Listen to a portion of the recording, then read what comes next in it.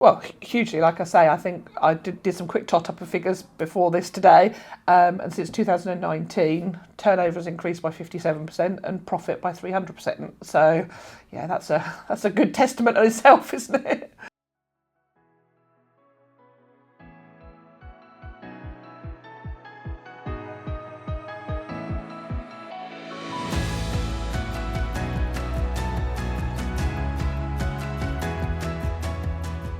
God, what did I want coaching for? I mean, I suppose if I'm honest, I think I'm the laziest hardworking person I know, in that I will work really hard on the client stuff.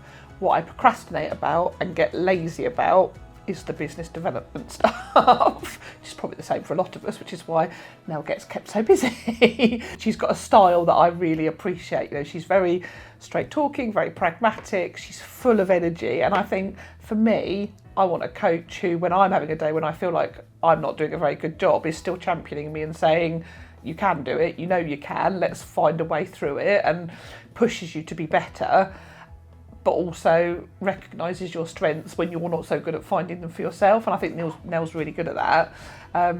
Yeah, and I think the plans and the structures that she puts in place, I mean, the 90-day plans are great for that short term, right, I know what I need to do. And then actually tomorrow is my annual planning day with Nell. So, because my year end is end of August, so we're sort of writing the plan ready for September, and that having that 1 year vision and then breaking that down in each of the 90 days, that works really well. For me, that having to report into somebody else who says, okay, well, what have you actually done? What have you actually achieved? You know, what did that give you? And also the accountability in terms of not doing stuff that actually doesn't yield you the results. You know, we can all be busy fools, can't we? We can get focused on, well, that's nice, I've done all these lovely numbers and charts, and they don't actually help you with anything. So to have somebody external say, well, what's that actually giving you? Can you use it? Can you do anything with it? Well, okay, if you can't, let's find something different. And if you can, great, now what are you going to do with it?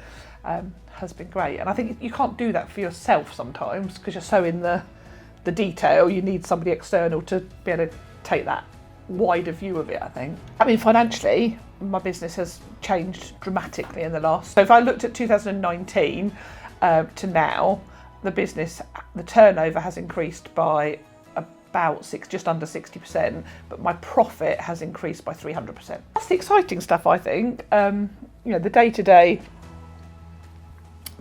doing the HR, we're really good at, and it's really satisfying to know that clients are happy, but the excitement is in building a business that's going to be something long-term for me in terms of an income and a profitable business, but also that legacy piece in terms of what do I leave for my son, you know, what does that look like going forward.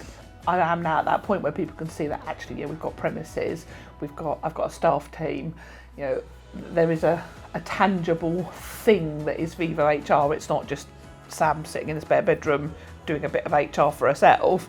So yeah, I would say so. Friends probably more than family. I think I've got a very supportive family, but it's interesting to see how friends suddenly realise, oh, actually this is something quite bigger than we realised. Yeah, and it feels like there's so much potential out there. We're so busy and we're getting so many inquiries.